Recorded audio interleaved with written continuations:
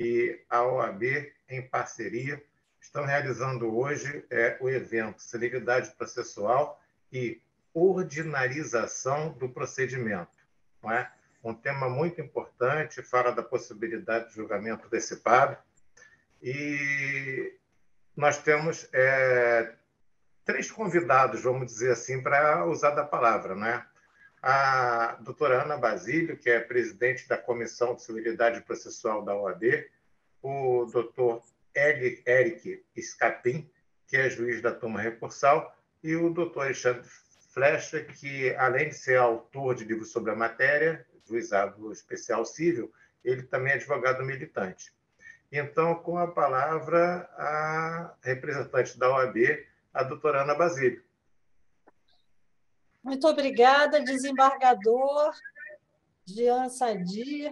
Gostaria de cumprimentar o IMB na sua pessoa, juiz de direito Eric Scarpim, que nos honra com a sua participação nessa mesa, o nosso amigo Genilton Castilho, que está sempre organizando essa parceria importantíssima entre o IMB e a OAB para permitir debates sobre problemas atuais, sobre questões jurídicas, debates muito importantes, né? Não só para a advocacia, mas também para a magistratura e para todos os operadores de direito.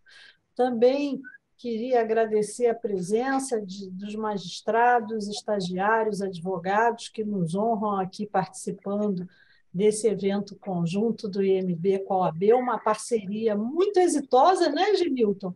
Que já tem 3 anos de efetividade, com muitos eventos de grande relevância. E o evento de hoje trata de um problema. Olha, o doutor Alexandre Flecha, nosso querido professor, meu professor em processo civil, nosso mestre aqui, e vai nos honrar com a sua exposição. Mas nós estamos hoje tratando aqui de um problema extremamente sensível e presente para a magistratura e para a advocacia e também para o jurisdicionado, que é a questão da morosidade e a questão também que envolve os juizados especiais, que foram forjados justamente para promover uma solução mais rápida, mais concentrada dos litígios. E o que eu queria dizer aqui nessa abertura é que um tema que causa bastante preocupação para a advocacia e também para os magistrados é um problema que nós, no Rio de Janeiro, enfrentamos, que é a necessidade, a ausência de servidores em número mais substancioso para auxiliar, né, os magistrados e fazer com que os processos andem com maior celeridade. Esse é um problema que o presidente Ricardo Cardoso, do Tribunal de Justiça, tem, junto com o desembargador Basílio, nosso corregedor, tem tratado com muito cuidado, com muita atenção. E é importante a gente dizer aqui que, pelo regime especial fiscal do Rio de Janeiro, nós temos um regime de limitação de contratações. Então, nós temos uma barreira legal que precisa ser enfrentada para que a gente possa aumentar o número dos serventuários, né? Há uma necessidade também de oficiais de justiça.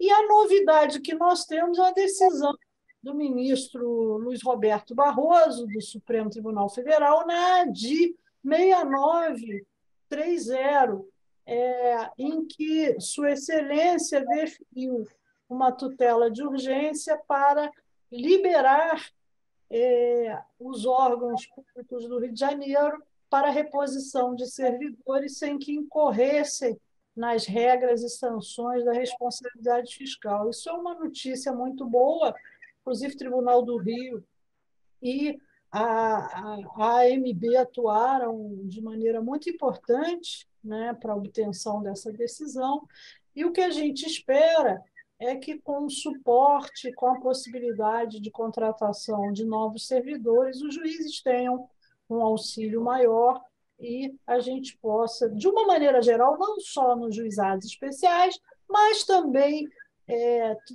nos juizados cíveis, fazendários, criminais e etc., haja um suporte maior de servidores.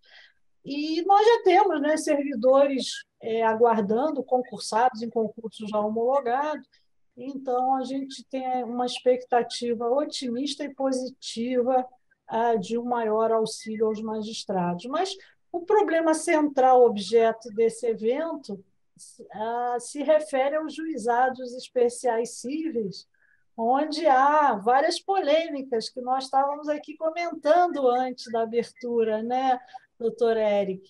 A questão da necessidade ou não da audiência, do julgamento antecipado no juizado. Há uma instabilidade jurídica também com relação ao prazo de contestação. Durante a pandemia, né, os prazos foram variados, porque a legislação previa audiência e não era possível fazer audiência durante a pandemia.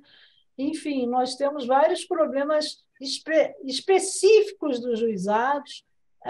Alguns sustentam que a legislação devia ser alterada para ordinarizar o procedimento no juizado, outros defendem o modelo legal e a necessidade desse momento de oralidade na audiência, que também é um momento, talvez, enfim, propício para uma eventual composição, né? São muitos temas controvertidos, mas eu estou aqui apenas para fazer abertura, dizer que a celeridade processual é uma preocupação muito grande da Ordem dos Advogados do Brasil, é um assunto que a gente trata com toda atenção, né? O corregedor Basílio, coitado, ele recebe pelo menos uns 2 ou 3 ofícios por semana da OAB sobre a questão da celeridade. Nós estamos em parceria com o tribunal, alertando, para auxiliar, alertando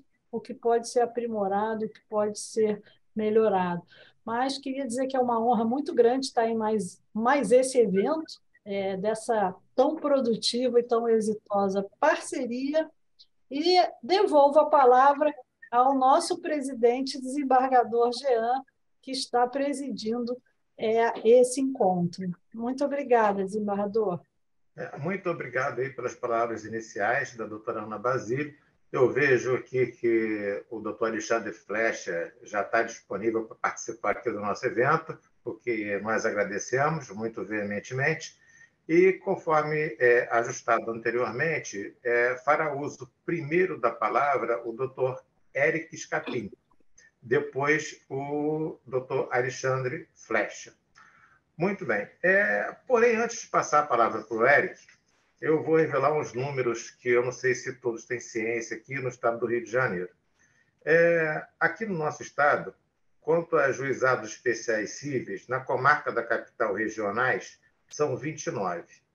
Nas comarcas do interior, são 44. E temos também adjuntos cíveis, 54, o que soma 127. Ok?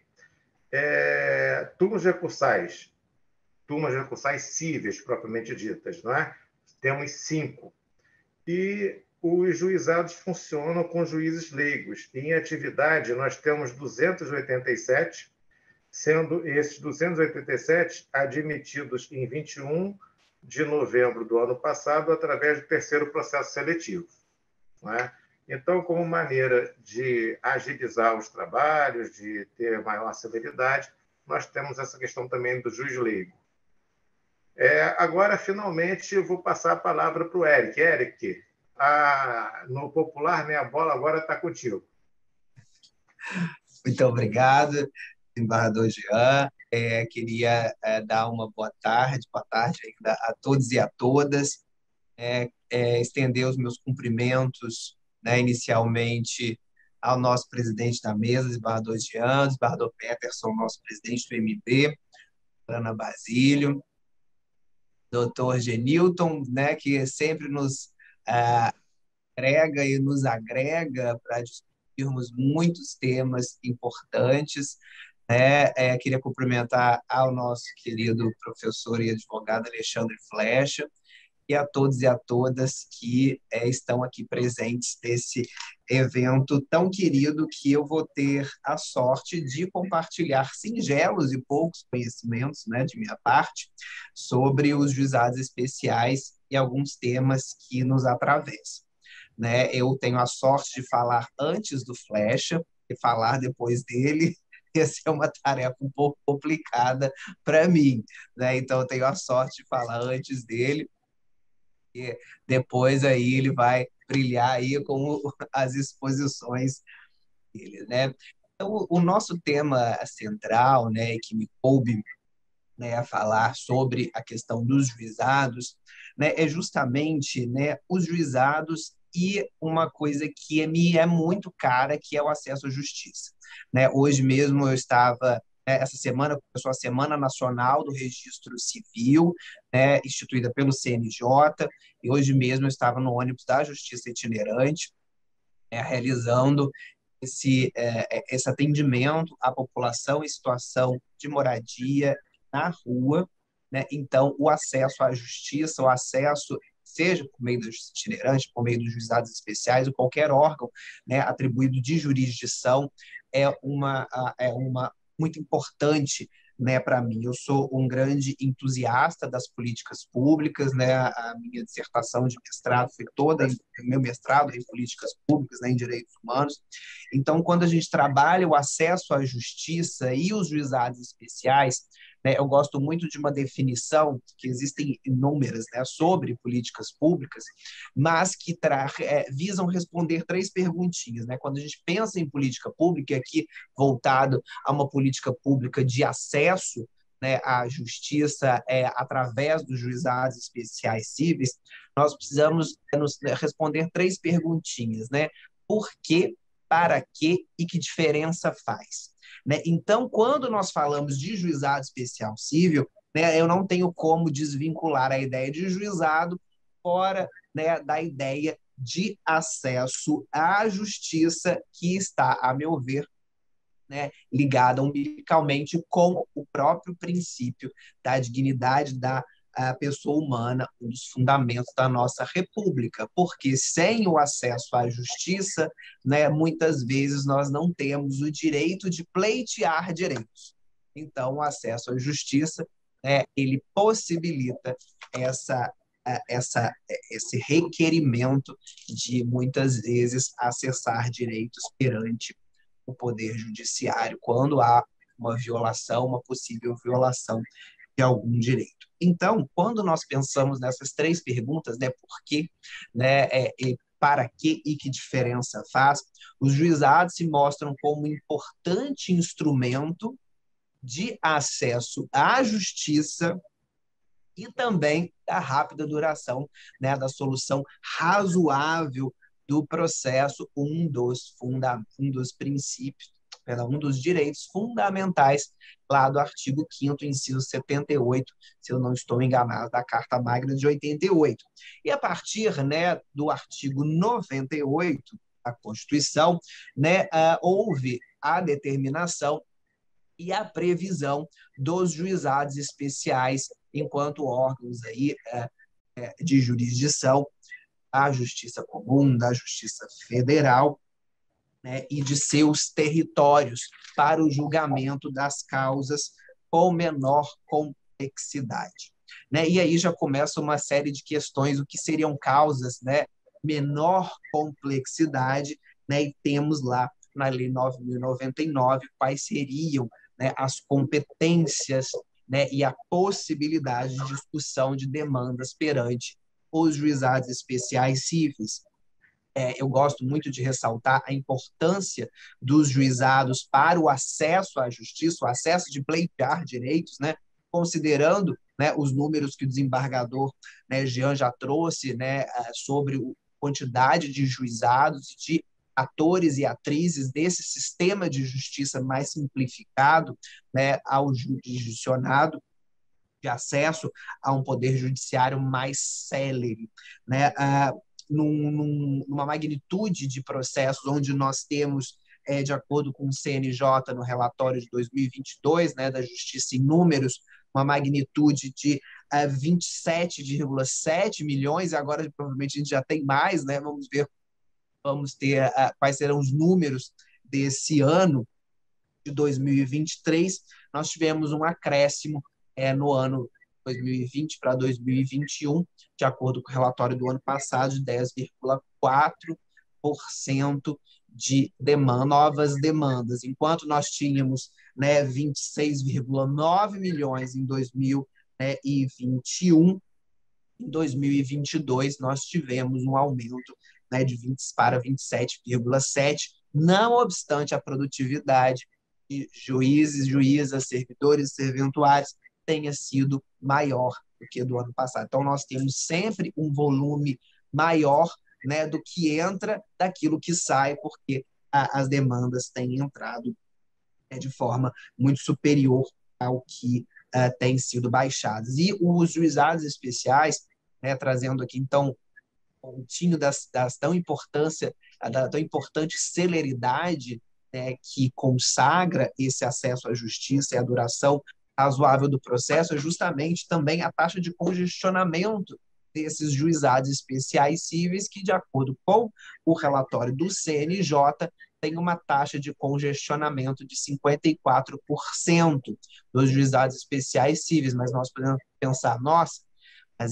essa taxa de congestionamento ela é alta, altíssima, mas a taxa de congestionamento normalmente das varas com outras competências, inclusive a cível, é acima de 70%. Então, voltando, né, por que, para que diferença faz? O juizado especial, enquanto um instrumento de acesso à justiça, ele se mostra pertinente, extremamente adequado para esse acesso, esse direito de pleitear direito. E o artigo 3º da Lei 9.099 vai trabalhar justamente, né, a competência para, para o julgamento das causas no âmbito dos juizados especiais cíveis. E são causas, né, com a menor complexidade, e o artigo 8º vai trabalhar justamente, né, aquelas pessoas que podem propor ações perante o juizado e aquelas que não podem, né? Inclusive, existem enunciados conflitantes do FONAGE, que é o Fórum Nacional dos Juizados Especiais, ao, né, eu tenho a honra de fazer parte dele, e também aqui do nosso Tribunal de Justiça, dos enunciados dos avisos 23 de 2008 e 15 de 2016, salvo engano. Aqui foram instituídos esse 15 de 2016 após a vigência do CPC de 2015. Né? Então, por exemplo, há uma grande preocupação dos operadores do direito com a proteção desse sistema dos juizados, justamente para evitar que eles se tornem mais um órgão, mais uma vara, mais uma competência em que há uma ordinarização desse procedimento. Um dos princípios, né, mais caros ao juizado especial cível é justamente a oralidade, a simplicidade, né, e a economia processual, além da tão falada celeridade, buscando aí sempre a composição, seja através da conciliação, entre outros instrumentos, né, de resolução de conflitos. Então, quando nós falamos em juizado especial, nós podemos, por exemplo, lembrar que o FONAGE, né, tem um enunciado permitindo, né, o condomínio, né, ajuizar a ação nos juizados, cobrando aí eventuais débitos decorrentes de condomínio. E o Alexandre Flecha vai poder justamente falar melhor do que eu, porque, né, ele fala mesmo nesse livro dele sobre, inclusive, as questões controvertidas, né? E nós temos já o enunciado do tribunal, né, que veda os condomínios como pessoas jurídicas aptas, né? Muito embora haja divergência sobre a personalidade jurídica dos condomínios, diversas questões, etc., que debruçar sobre, para não focar do nosso tema principal, não permite os juizados especiais como pessoas no polo ativo, né, das demandas, né, no âmbito dos juizados. Uma outra questão que também nos intriga bastante é a questão recursal. Só alguns pontos, né, que acho interessante justamente pontuar, que trazem essa proteção à celeridade que o sistema dos juizados precisa ter. Por exemplo, no Tribunal de Justiça de São Paulo, permite o manejo do agravo de instrumento contra decisões interlocutórias de juízos cíveis.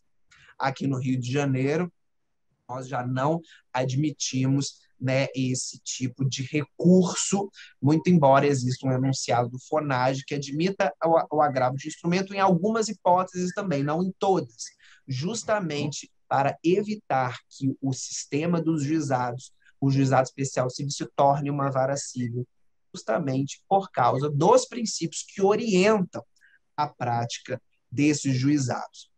Bem, então, estabelecidas essas questões iniciais, né, não posso deixar de falar que todo o mundo, né, teve um impacto em sua rotina, sua vida cotidiana com a pandemia decorrente da Covid-19. E o nosso sistema de justiça não saiu dessa questão, também foi impactado, né, nós tivemos que tomar diversas soluções criativas, né, para que os processos não ficassem parados, para que o jurisdicionado pudesse ter a resposta estatal aos seus pleitos, né, de ter os seus direitos atendidos, o seu processo julgado. E os juizados especiais, como nós sabemos, lá no artigo 20, vai prever a questão da audiência de conciliação, que pode ser convolada em ACIJ, né, conciliação, instrução e julgamento, e já ter aí a sua lide julgada pelo juiz leigo ou o juiz togado. Então, com a pandemia, essas audiências precisaram ser, né, suspensas, porque nós não podíamos, né, nos aglomerar, nós não podíamos ir presencialmente, né, aos locais. Isso nos demandou, né, a reclusão, né, até que pudéssemos ter as vacinas e todas as questões, né, de segurança para que nós pudéssemos estar fisicamente, né, juntos no mesmo, né, local. Então, as audiências foram suspensas e, como nós sabemos, o juizado especial ele é justamente, né, focado na oralidade e na audiência, que centraliza todos aqueles atos no âmbito do juizado especial civil. Mas e aí, como fazer, já que nós tivemos uma pandemia, impediu que nós saíssemos de casa, que nós comparecêssemos ao fórum, para que os juizados não ficassem totalmente paralisados, encontrou-se a solução, né, do julgamento antecipado, a intimação e intimação da parte ré para apresentação de contestação, e depois abria-se um novo prazo para o autor se manifestar sobre a contestação, né, e aí depois seguia-se, se não houvesse necessidade de provas em audiência, para o julgamento antecipado. Essa foi a solução, né, encontrada em razão da pandemia, para que a jurisdição fosse devidamente prestada. Mas com a fim, né, da pandemia e etc., né, houve a necessidade da retomada dessas audiências e houve inicialmente muita resistência, né, dos operadores do direito de uma forma geral, porque o julgamento antecipado muitas vezes funcionava, né, em algumas comarcas, né, que às vezes tem um juizado especial adjunto, né, e pelo volume de processos, né, às vezes as audiências estavam sendo marcadas um pouco mais distante da distribuição, né, da petição inicial e tudo, mas não, agora o fato é que houve um ato tribunal que orientou a retomada dessas audiências, porque essas audiências nada mais são do que o ponto-chave do juizado especial civil, já que é nessa audiência que há concentração de atos, em que nós ouvimos as partes, tomamos eventual depoimento pessoal, nós podemos ouvir, olhar nos olhos dos advogados, das advogadas, das partes, e, inclusive, tentar a conciliação. Muitas vezes, né, não tenho muita ideia quando nós temos o processo contra do consumidor, contra o fornecedor, pessoa jurídica, mas quando nós temos, por exemplo, ações entre pessoas físicas, né, a audiência de conciliação, a audiência ela é muito necessária, porque nessas audiências, muitas vezes, na grande maioria das vezes, nós conseguimos, né, realizar um acordo que melhor, né, resolva o conflito eventualmente existente entre as partes. Quando eu presido as audiências, inclusive lá no ônibus, né, da Justiça Itinerante, que nós também fazemos, temos a competência do Juizado Especial Civil, né, eu gosto sempre de ressaltar que o acordo, a resolução amigável do processo entre as partes é muito melhor do que uma decisão judicial, porque às vezes eu posso agradar a um,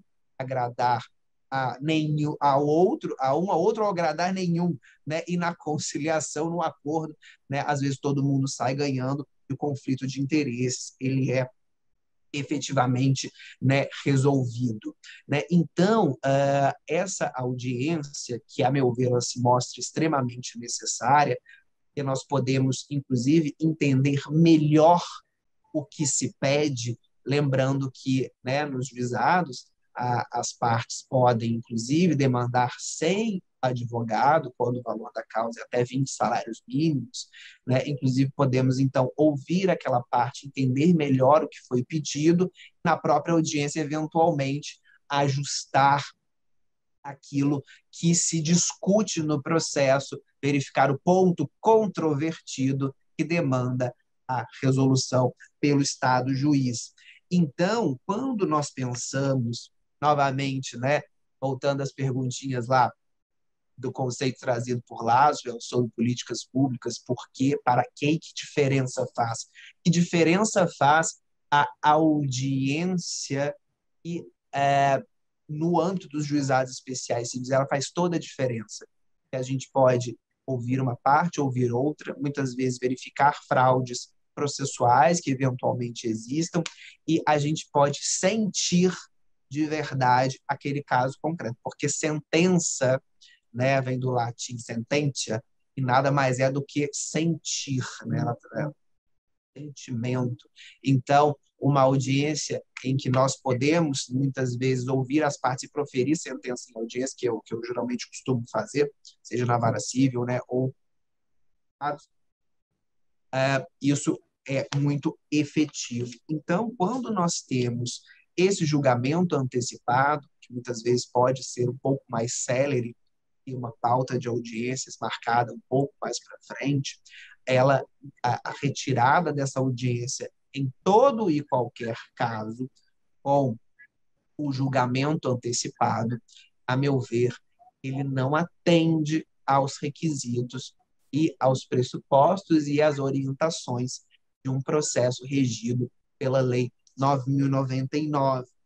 Então, quando nós pensamos em juizado, nós temos que ter muito cuidado em não ordinarizar esse sistema, não só em relação ao julgamento antecipado, mas também as questões que eu pontuei, trouxe aqui só de curiosidade, como a questão do sistema recursal, como a questão das competências e das causas que podem ser discutidas no âmbito dos juizados, né, como também as partes que podem, né, pleitear, né, o seu direito no âmbito dos juizados, para nós não tornarmos o juizado em uma vara comum.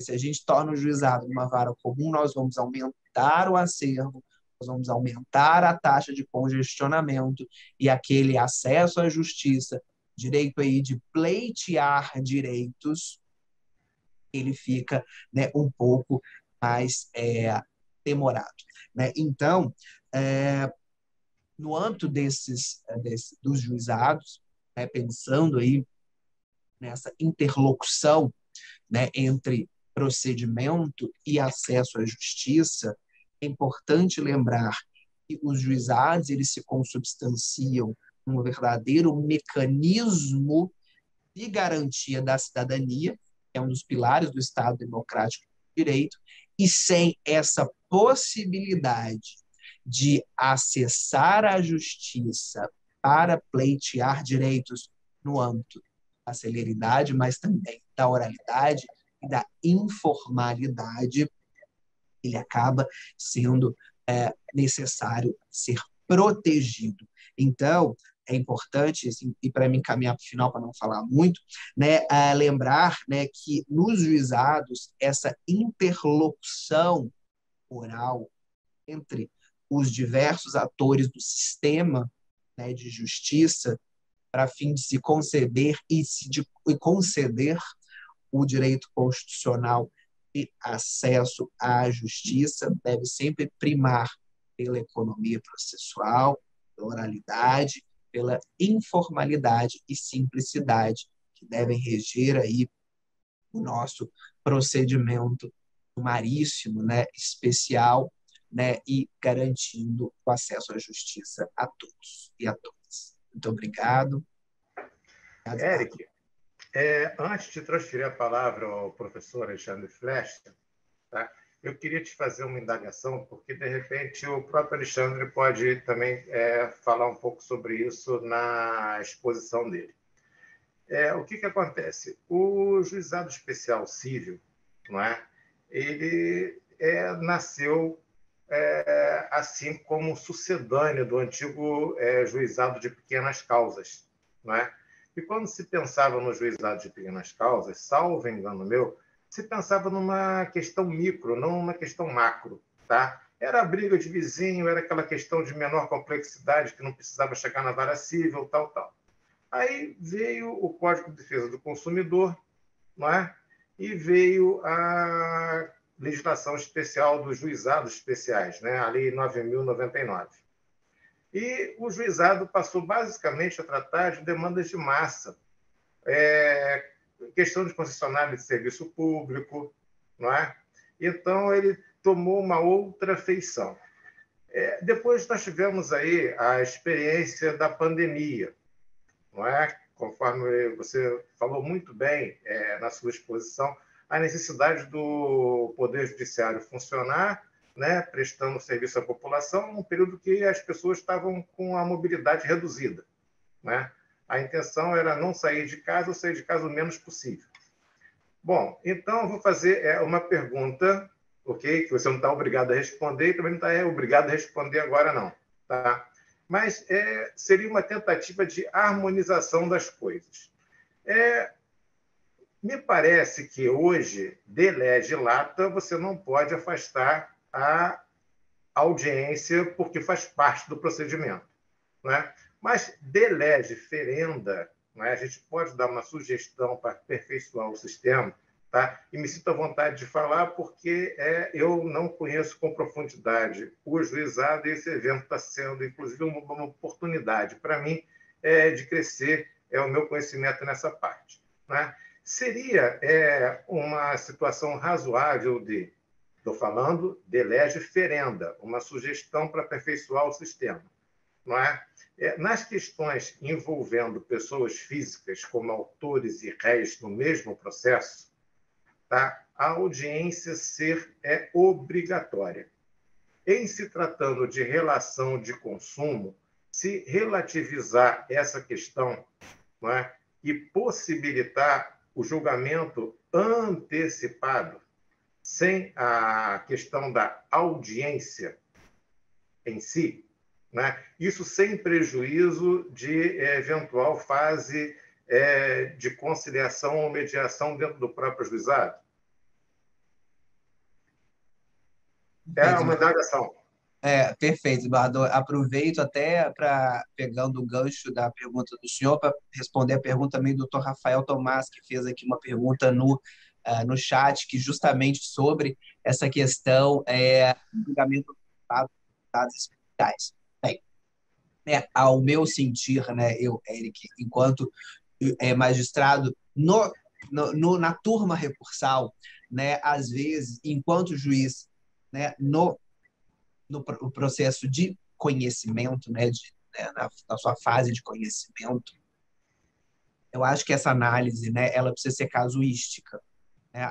Com pessoas físicas, realmente, a audiência, a meu ver, ela é extremamente necessária, até mesmo para você ver o que às vezes está para além da causa de pedir.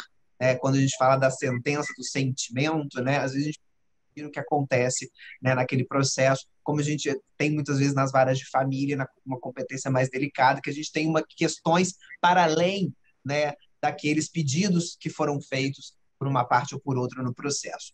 Né?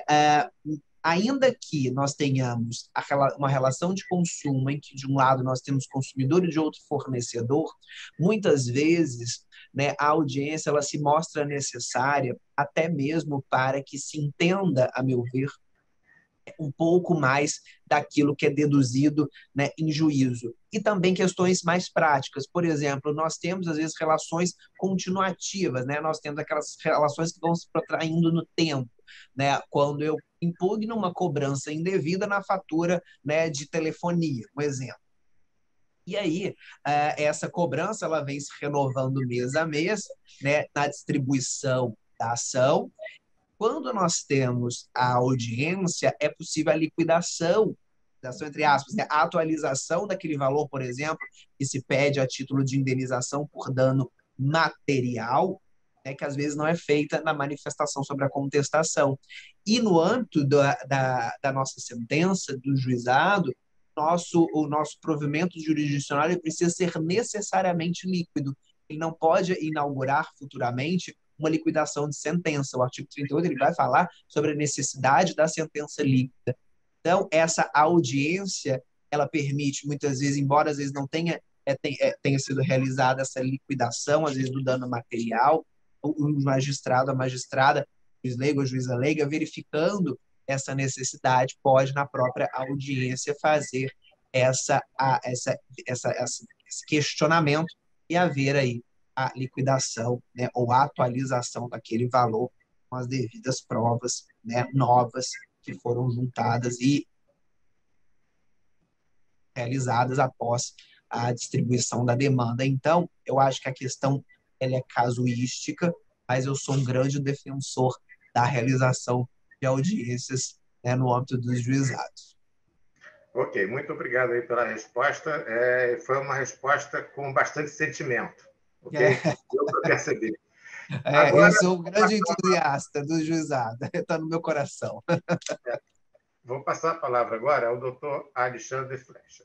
Bom, o Alexandre, vou chamá-lo assim, eu tive a oportunidade de conhecê-lo no século passado, mais especificamente no ano de 1999, nos bancos escolares da Universidade Federal Fluminense, salvo engano meu, por ocasião de um curso de extensão que tínhamos lá a família Flecha, o Flecha Alexandre e o Flecha pai também, não é? E de lá para cá eu tenho sempre visto o doutor Alexandre Flecha envolvido em grandes causas, envolvido em grandes estudos, né? E também, por coincidência, tenho visto ele em bons restaurantes, não é? Então, passe a palavra ao doutor Alexandre Flecha para que ele, então, fale um pouco aí da questão do juizado, da sua formação profissional, que eu acho importante num evento como esse, né? Falar assim, a trajetória da pessoa, inclusive porque ele é um advogado de bastante sucesso. Então, o que recomendo é que ele também influencie, né, a nossa assistência pelo ramo da advocacia, porque ser advogado não é justiça, certo? Alguém tem que provocar. Tá. Advogado, estou incluindo também aí a questão da Defensoria Pública. Tá? E sabendo também, doutor Alexandre, que até 20 salários mínimos para litigar no juizado não precisa de advogado, mas talvez seja importante. Então, com a palavra, doutor Alexandre Flecha. Muito boa tarde a todos, muito boa tarde a todas. Eu vou começar respondendo o carinho que foi recebido pelo nosso presidente em exercício do IMB, o desembargador Jean Albert, que, de fato, nos conheceu, a mim e ao Flecha Pai, que está aqui nos assistindo nos bancos escolares num curso de extensão em 1999. Eram 2 professores de escola, Vossa Excelência e o desembargador Ricardo Perlingeiro. Ambos estavam lá ministrando aquelas aulas. Realmente foi uma época espetacular. Não sei se o desembargador Jean lembra mas havia entre os alunos, além de mim e meu pai, havia uma aluna também muito querida, que infelizmente nos deixou, a doutora Viviane Amaral, também era aluna daquele curso. Lembra disso, doutor Jean? Não, não me recordo, não. Ela estava lá conosco, foi onde eu a conheci. E eu espero conseguir passar pelo meu olhar, pelo meu tom de voz, o quanto eu estou feliz de estar aqui hoje, porque são amigos queridos. A doutora Ana Basílio é querida demais da conta, demais, demais. Muito obrigado pelo convite, muito obrigado pelo carinho de sempre. E doutor Eric dispensa apresentações, que falou que era bom falar antes de mim. Ele acabou de me prejudicar profundamente. Inclusive, a doutora Beatriz colocou aqui no chat brilhante palestra, concordo e concordo muito. Então, tendo essas considerações iniciais, eu cumprimento, por último, mas longe de ser o menos importante, meu amigo Genilton. Genilton, um abraço para você, meu irmão, e é sempre bom te ver. Eu tinha preparado para falar sobre a ordinarização nos juizados e o acesso à justiça, era o que nós havíamos combinado. E conforme eu fui lendo os comentários no chat e ouvindo o doutor Eric falar, eu fui aumentando a minha lista aqui, ó, eu fui anotando aqui algumas coisas para ir comentando. Então, me permitam começar pelo tema do nosso evento, né? Ordinarização nos juizados especiais. O que significa isso? Esse tema, esse título, né, ordinarização, ele nasceu na época do Código anterior, quando a gente ainda tinha o procedimento ordinário. Hoje, o procedimento ordinário é chamado de procedimento comum, que só tem diferença mesmo na seara processual, porque em português, ordinário e comum são sinônimos. Então, perfeitamente válido continuar a chamar esse tema de ordinarização. O que significa isso? É aproximar o procedimento dos juizados especiais, que é um procedimento diferente do procedimento comum, é aproximá-lo do procedimento comum. Isso é bom ou isso é ruim? Por que existem procedimentos diferentes? Por que eu tenho um procedimento comum, eu tenho um procedimento especial disso, procedimento especial daquilo, um procedimento dos juizados especiais? Qual é a ideia por trás da criação de procedimentos diferentes? A ideia é proteger direitos que são diferentes. Eu preciso de procedimentos diferentes porque existem direitos diferentes. Então, um determinado direito é protegido pelo procedimento comum, mas acaba, por um motivo ou por outro, não sendo protegido pelo procedimento dos juizados especiais. Essa é a razão pela qual nós temos a ideia do pluriprocedimento, ou de a existência de mais de um procedimento. E por que nós precisamos de um procedimento dos juizados especiais? Eric acabou de citar aqui, porque o artigo 3º prevê que os juizados especiais, o criminal tem uma outra função, mas foge do nosso foco aqui, mas os juizados especiais cíveis têm por objetivo proteger causas cíveis de menor complexidade. E se essas causas têm menor complexidade, por que submetê-las ao julgamento num procedimento mais alongado, que é o procedimento comum? Por que fazer isso? Não. Então, se a causa é de menor complexidade, vamos submeter essa causa a um julgamento num rito mais simples. Assim, porque o direito ali discutido também é simples. Esse é o objetivo de termos um rito tão específico para os juizados especiais. O grande problema é que a Lei 9.099, do artigo 1º até o artigo 59, até o artigo 60, na verdade, que é a parte que fala dos juizados especiais cíveis, ela não foi capaz de prever com minúcias todos os detalhes que envolvem o procedimento dos juizados. E, vez por outra, eu sou obrigado a me socorrer do Código de Processo Civil, que foi criado para reger procedimento numa vara civil, numa vara de família, numa vara empresarial, numa vara que não seja juizado especial. E aí vem a pergunta de $1 milhão. Quando é que eu posso me valer das regras do juizado quando eu não posso? A resposta parece simples. A resposta é: quando a regra do CPC casar com os princípios que regem os juizados, lá do artigo 2º, eu posso aplicar. Quando as regras do CPC afrontarem os princípios do artigo 2º, celeridade, oralidade, simplicidade, economia, aí eu não posso aplicar. Que ótimo. Mas quando é que isso acontece? Só para suavizar a fala, me permitam um exemplo comparativo. Qual a diferença entre decisão interlocutória e despacho? E aí não tem uma única pessoa que leve mais de 3 segundos para dizer: despacho não tem conteúdo decisório, decisão tem conteúdo decisório. Ótimo. E quando é que aquele provimento tem e quando é que ele não tem conteúdo decisório? Em réplica, é despacho ou decisão? É decisão, mas a maioria entende que é réplica, que é despacho. Ao MP é despacho, CITES é decisão, mas a gente acha que é despacho. É complicado. Quer ver outro exemplo? O que é fumus boniuris? Fumaça do bom direito. E o que é fumaça do bom direito? Ué, você é surdo? Fumus boniuris. E a gente não chega a lugar nenhum. Então, já usando aqui uma pergunta do chat, que foi a mesma que o Eric usou, o Dr. Rafael Tomás disse assim.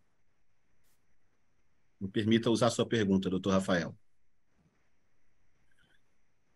Por que os tribunais se mostram resistentes ao instrumento de julgamento antecipado da lide, em vista de uma massa considerável das lides, trata da relação de consumo entre pessoa física e jurídica, seria muito mais eficaz se eu tivesse o julgamento antecipado? Será mesmo que é mais rápido ter julgamento antecipado e não uma audiência? Porque, e esse é o ponto da ordinarização, quando eu tenho uma audiência, eu tenho uma concentração de todos os atos processuais naquela audiência. Mas quando essa audiência não pode ser realizada, por exemplo, porque estamos numa pandemia, eu sou obrigado a levar aquele processo a mais conclusões para que sejam proferidas decisões que seriam proferidas oralmente em audiência. Então, doutor Rafael, sem discordar diretamente da sua pergunta, mas apenas colocando para debate, depois eu vou querer ouvir o Eric sobre isso, mas apenas colocando para debate, será mesmo que é mais rápido um julgamento antecipado no juizado do que concentrar os atos todos em audiência? Eu tenho sérias dúvidas com relação a isso. Quando o CPC de 2015 entrou em vigor, em 2016, entre tantas alterações, teve uma que foi objeto de inúmeras críticas. Antes do CPC de 2015, na vigência do CPC de 73, quando uma decisão estava eivada de erro material, não era cabível interpor embargos de declaração. Embargos de declaração se prestavam exclusivamente a discutir obscuridade, contradição e omissão. Erro material deveria ser arguído por simples petição. E os advogados embargavam de declaração para alegar o erro material. E, invariavelmente, as decisões corretas, na minha opinião, diziam: não é caso de embargo de declaração, porque não existe obscuridade, contradição ou omissão, do finado artigo 535 do CPC passado. Mas recebo essa peça de embargos de declaração como simples petição para corrigir o erro material. A diferença é que, quando se recebe como simples petição, não existe interrupção do prazo recursal para o recurso seguinte.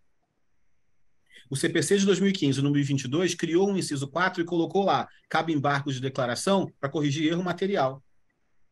A primeira crítica que se ouvia nessa época era: isso é um retrocesso. Agora eu estou criando uma nova hipótese de embargos de declaração para interromper o prazo de recurso e retardar o processo. Mas, na verdade, isso foi um grande avanço. Porque, quando na vigência do Código anterior as partes interpunham embargos de declaração e não era cabível para arguir erro material, o juiz recebia como simples petição, não interrompia o prazo, normalmente se perdia o prazo do recurso seguinte, o agravo ou uma apelação, E a parte que perdia esse prazo recorria até o Supremo para ver reconhecido o direito de ser embargo de declaração e ter o prazo interrompido. 5 anos.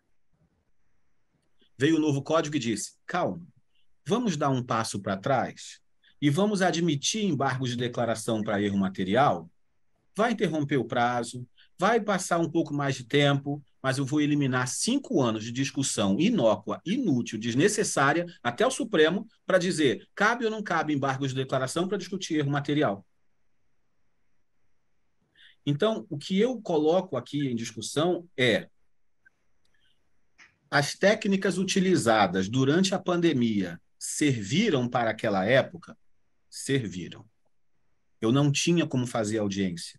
No auge da pandemia, os fóruns estavam fechados por completo, era 100% fechado.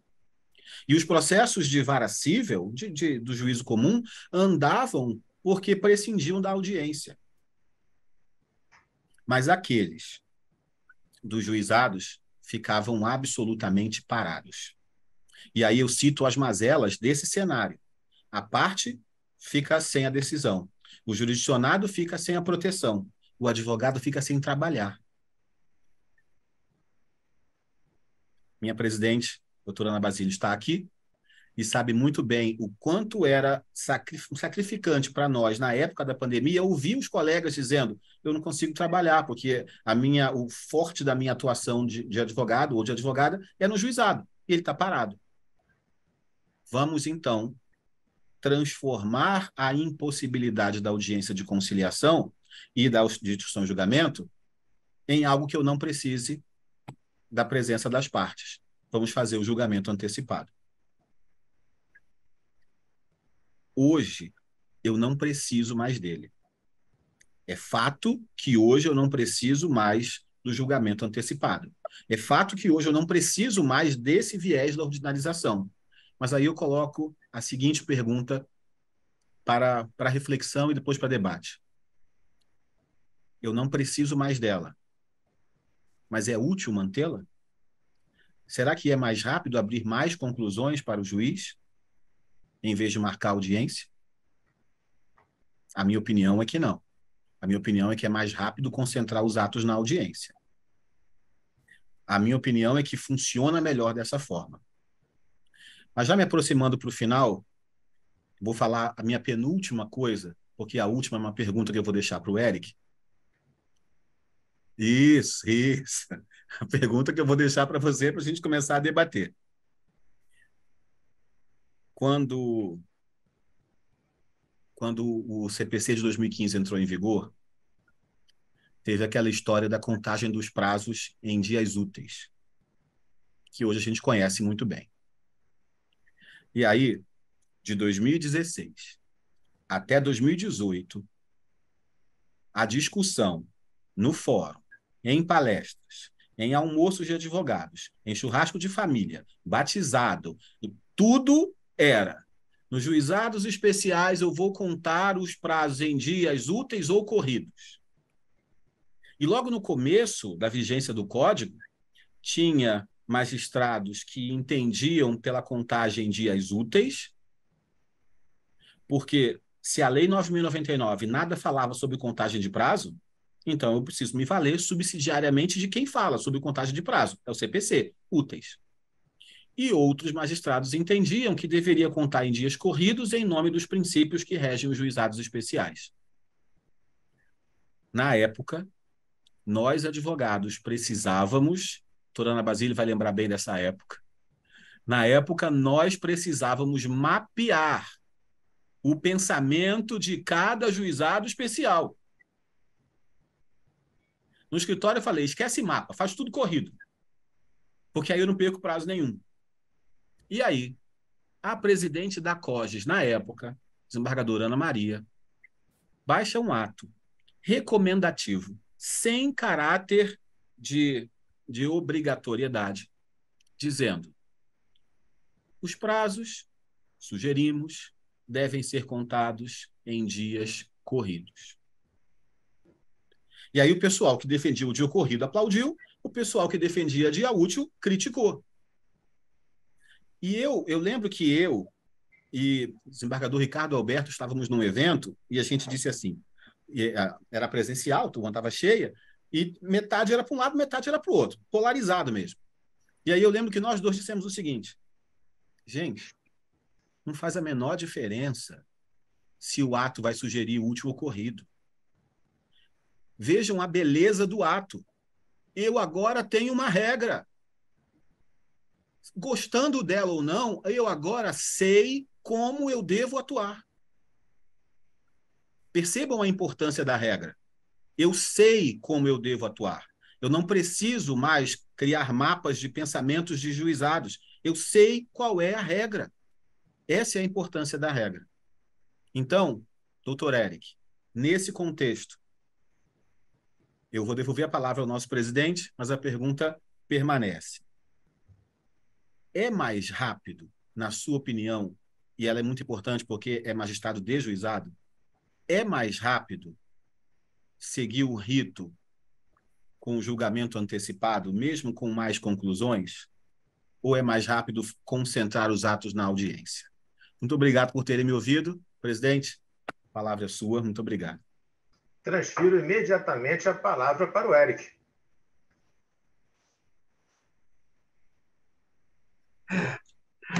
Parabéns, doutor Alexandre Pante, pelas palavras. Eu falei que era sorte minha falar antes de Vossa Excelência, porque depois é muito difícil palestrar ou falar qualquer outra coisa.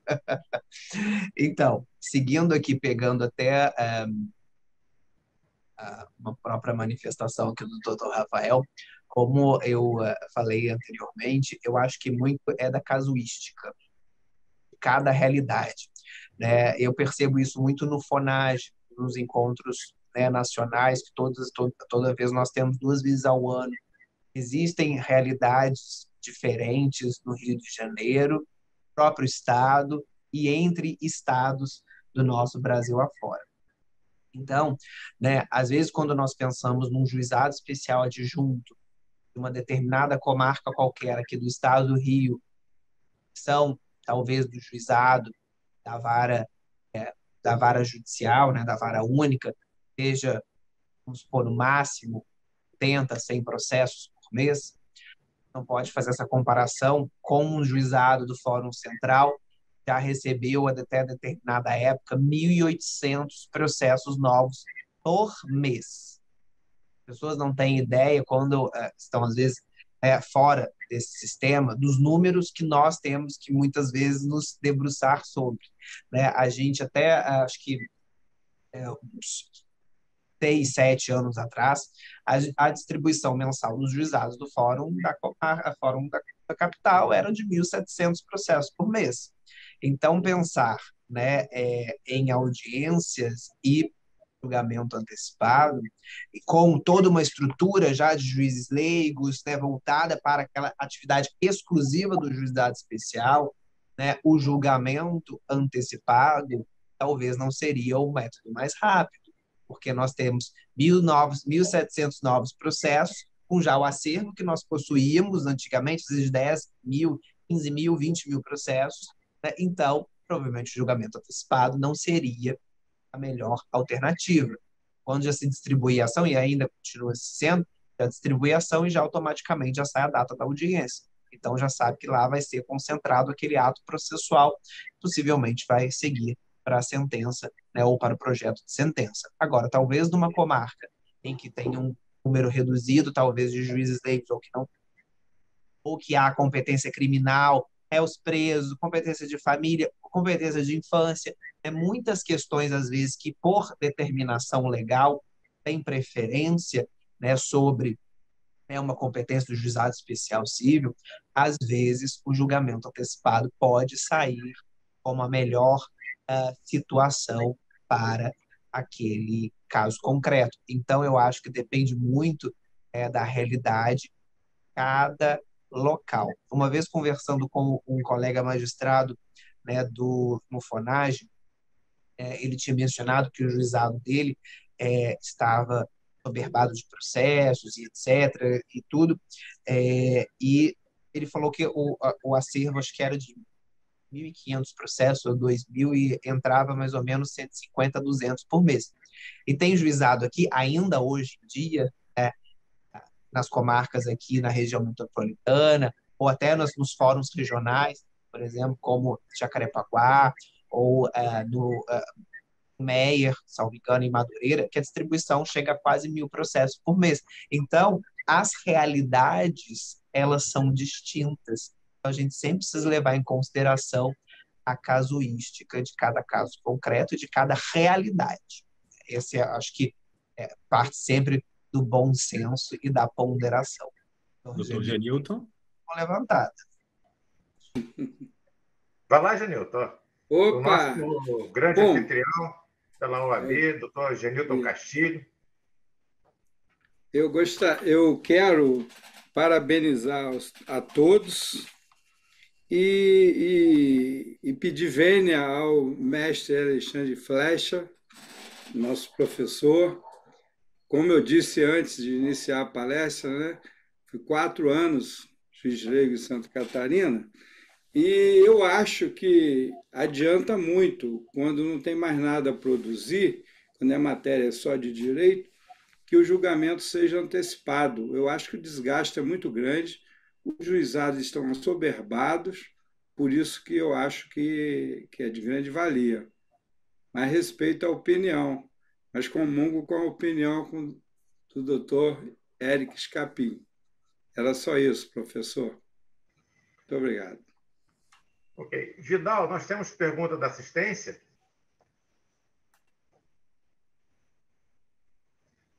Algumas perguntas elas já foram abordadas pelos Vossas Excelências.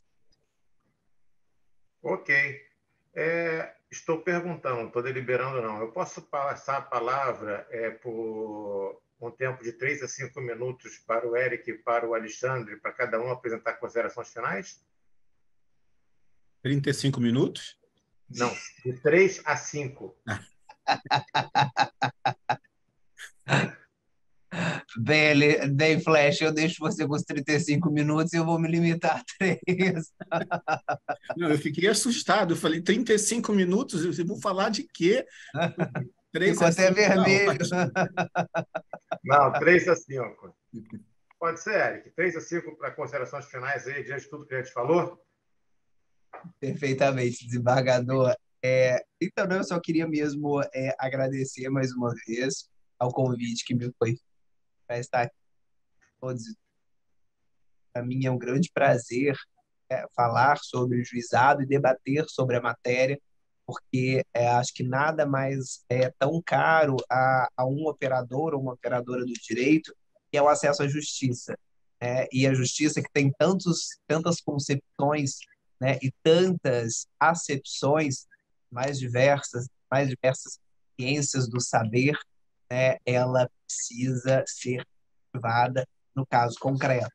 Ainda que, às vezes, a pessoa concorde ou discorde daquilo, eu acho que nós precisamos dar a decisão. Precisamos tornar o procedimento, o processo célere, entregar a prestação jurisdicional de forma que a pessoa possa ter novamente aquele direito de pleitear direitos, né, garantido, né, por todos nós, operadores e operadoras do sistema de justiça. Eu sou um grande defensor da concentração das audiências. Sou um grande fã, então agradeço a todos, né, pela oportunidade de aqui estar da tarde debatendo.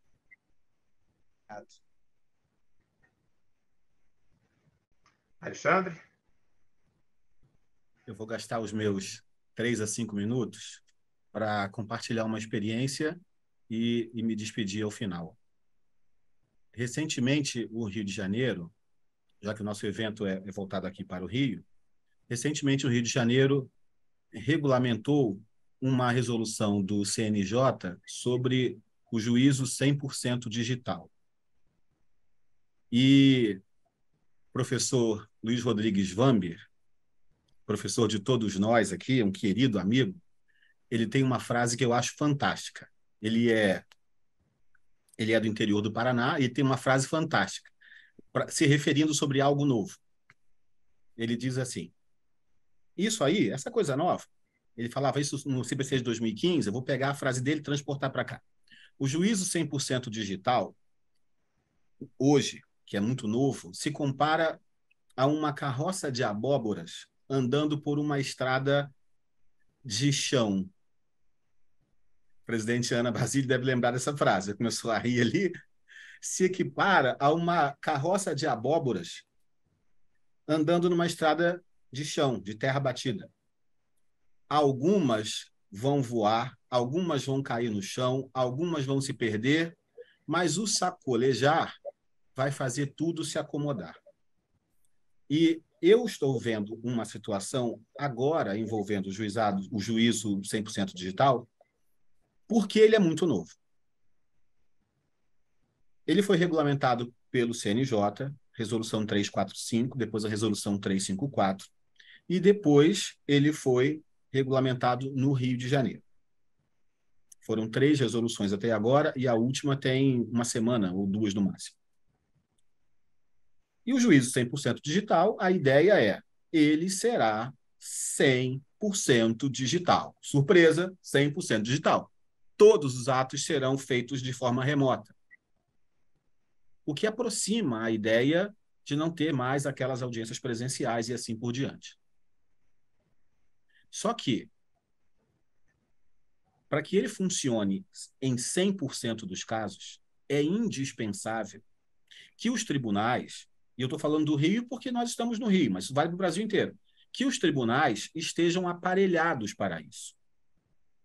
E que, enquanto não estiverem aparelhados, os atos 100% digitais para aqueles que optaram pelo juízo 100% digital serão preferencialmente 100% digitais. Preferencialmente.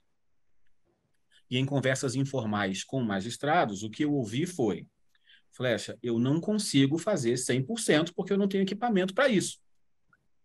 Eu tenho 3 conciliadores aqui, 3 juízes leigos e 1 equipamento. Se eu fizer tudo mesmo 100% digital, os processos serão julgados no triplo do tempo. Porque em vez de poder fazer 3 audiências, eu só vou poder fazer 1. Então, eu estou separando, o CNJ e o TJ Rio dizem que isso é um critério meu, de magistrado. O meu critério pessoal é aqueles que são de outras comarcas ou de outros estados, aqueles que têm dificuldade de locomoção, mesmo sendo daqui, esses eu dou preferência para o 100% digital. Para os demais, se não tiver data naquele equipamento único que eu tenho, eu vou marcar presencial para não deixar 2 conciliadores e 2 juízes leigos ociosos. E aí o que eu tenho visto, e eu compartilho essa experiência, o que eu tenho visto pouco é que alguns colegas advogados representam contra os magistrados porque não fazem isso. E eu já adianto que não cabe essa representação porque a resolução diz... É porque o nome do Instituto nos engana. Quando a gente faz a opção, quando a gente distribui, a gente faz a opção. E aí faz a opção por 100% digital, a impressão que a gente tem é que ele é 100% digital. Não é. É preferencialmente, até que o judiciário esteja aparelhado. É porque o nome nos engana. É igual aquele filme O Náufrago. O nome nos engana, não tem naufrágio naquele filme, não tem nenhum navio indo para o fundo, não tem naufrágio. O cara cai na ilha de avião, mas é um náufrago. O nome nos induz a erro. Então, não adianta representar. Por que eu estou falando isso? Estou protegendo os magistrados? Não. Eu estou evitando frustrações. Porque quando você representa, você não vai conseguir a sua audiência e não vai conseguir o resultado positivo na representação. Isso gera uma frustração e atrasa o processo. Então, minha sugestão, marca um despacho com o magistrado, e tem meios virtuais e presenciais para isso, e explica por que no seu caso concreto, você gostaria de estar naquela hipótese de preferencialmente 100% digital. É só uma experiência que eu estou compartilhando com vocês porque eu vi. Já devo ter gastado 4 minutos, os meus 60 segundos finais são para me despedir de queridíssimos amigos e de queridíssimas amigas que estão aqui Começo pelas mulheres, presidente Ana Basílio, que está aqui. Vou citar duas mulheres para me despedir. Presidente Ana Basílio, está aqui, e a minha mãe, que está aqui assistindo. Um beijo para vocês. E me despeço dos queridos amigos, desembargador Jean, Eric, Genilton e meu pai. Um beijo para vocês todos. Muito obrigado pela paciência e pela coragem de me ouvir. Muito obrigado. Desembargador Jean, Oi. eu gostaria só de acrescentar, além de concordar com todas as observações do meu querido professor Alexandre Flecha, eu queria só acrescentar uma informação, né? Esse juízo 100% digital, que não é, na verdade, 100% digital, mas ele enfrenta também, Flecha, além dos problemas que você detectou da magistratura, problemas para a advocacia, porque, infelizmente, a infraestrutura de internet no interior do estado do Rio, ela ainda deixa muito a desejar. Então, nós recebemos de muitos colegas a apreensão e a dificuldade de participar do processo mais 100% digital, em função dos embaraços da internet, que em algumas localidades funciona de maneira muito precária, né? Atrapalhando juízes e advogados. E outra observação que eu queria mencionar é um detalhe muito importante que o nosso querido professor Alexandre Flecha destacou, que é a questão de ser opcional. Algumas vezes, os advogados também têm manifestado preocupação de serem colocados de maneira impositiva no processo digital. Então, é muito importante, em eventos como esse, que esclarece a todos sobre essas novidades, que é muito importante que seja realmente opcional e que as partes optem por essa modalidade, porque muitas vezes não optarão até por problemas de tecnologia, né? Eram só esses esclarecimentos. Muito obrigada, desembargador. Bom, o Instituto dos Magistrados do Presidente, Brasil... Por não? me perdoe. É só um caráter informativo, eu serei muito breve. Tranquilo. Doutora Ana Basílio, só complementando a sua informação, eu descobri nas minhas pesquisas recentes. Se o advogado fizer a opção pelo juízo 100% digital e encontrar dificuldades tecnológicas como essas citadas, as resoluções permitem, uma única vez, mudar de ideia e voltar para o não 100% digital. Uma única vez só. Então, é opcional, optei pelo 100% digital, ficou difícil, eu posso optar uma única vez para voltar ao sistema anterior. O importante é a gente saber como optar e dar essa opção para o colega. Eu confesso a você que eu sou muito mais analógica do que digital. Eu não sei qual é a opção telemática para voltar, mas eu vou apurar e vamos divulgar na OAB. Bom, em nome do Instituto dos Magistrados do Brasil e também em nome da Ordem dos Advogados do Brasil, evento em parceria, eu quero agradecer a presença de todos, né, através desse evento virtual, e em especial ao Genilton Castilho, que foi o baluarte da realização desse evento de hoje, né? Agradecer também à doutora Ana Basílio, né, responsável pela Comissão de Celeridade Processual da OAB, e agradecer em especial aos expositores Eric Scarpim e Alexandre Flecha. Muito obrigado.